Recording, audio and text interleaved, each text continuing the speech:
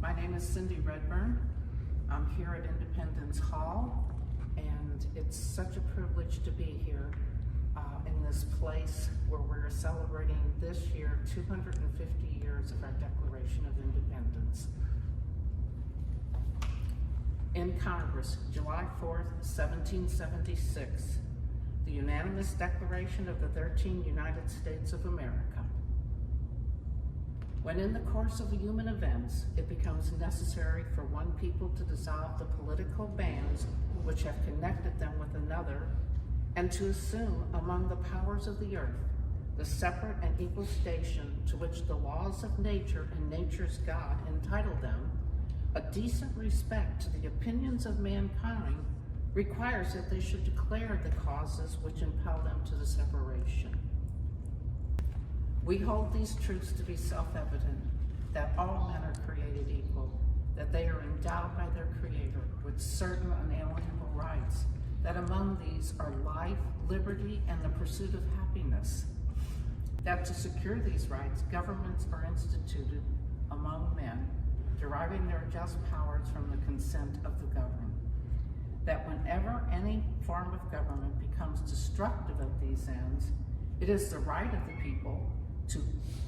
alter or abolish it,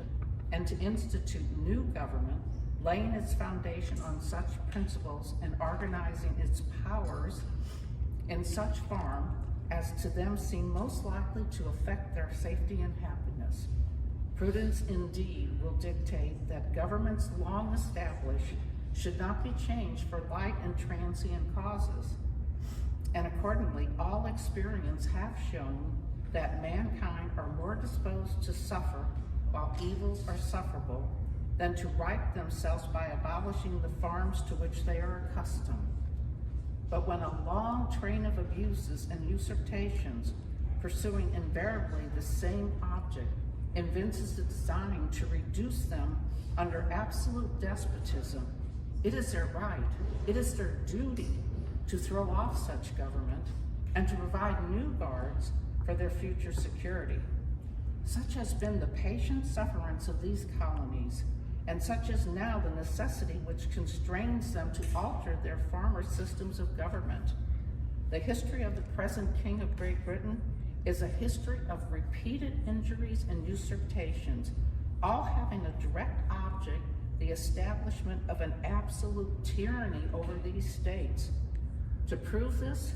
let the facts be submitted to a candid world. He has refused his assent to laws, the most wholesome and necessary for public good. He has forbidden his governors to pass laws of immediate and pressing importance,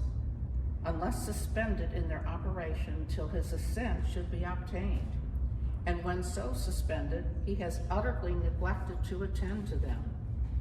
He has refused to pass other laws for the accommodation of large districts of people, unless the peoples would relinquish the right of representation in the legislature, a right inestimable to them and formidable to tyrants only. He has called together legislative bodies at places unusual, uncomfortable, and distant from the depositories of their public records, for the sole purpose of fatiguing them into compliance with his measures. He has dissolved representative houses repeatedly for opposing with manly firmness his invasions on the rights of the people. He has refused for a long time after such dissolutions to cause others to be elected,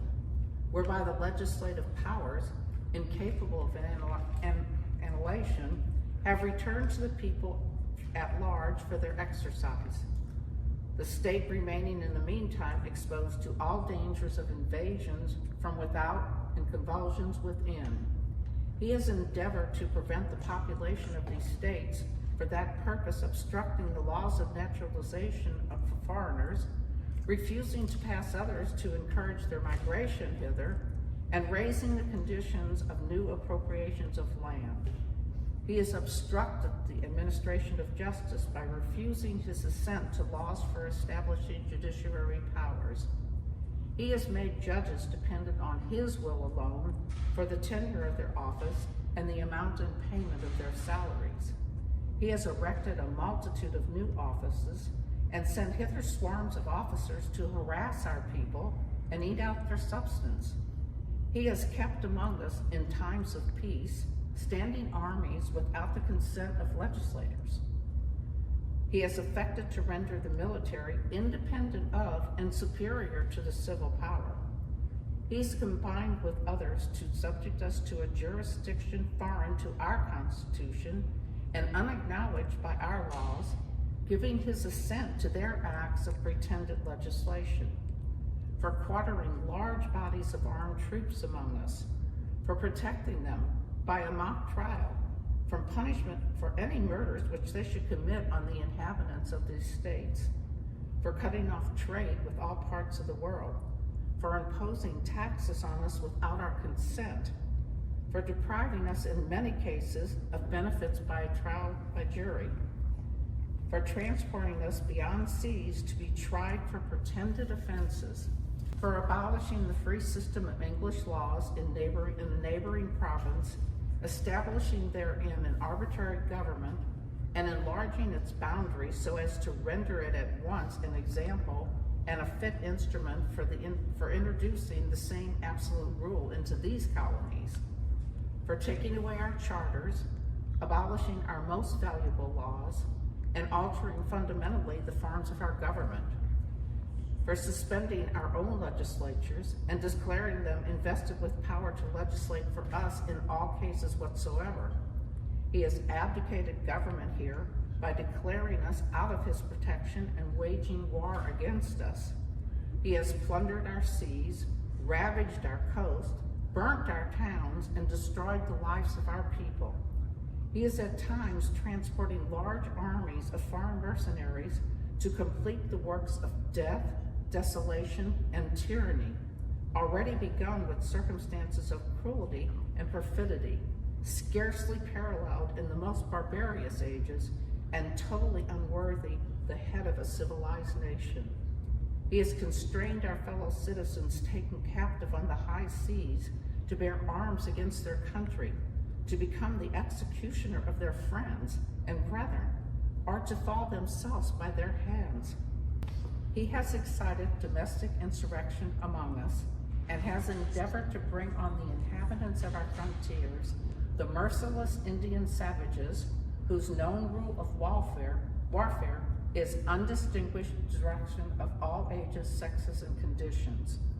In every stage of these oppressions, we have petitioned for redress in the most humble terms. Our repeated petitions have been answered only by repeated injury.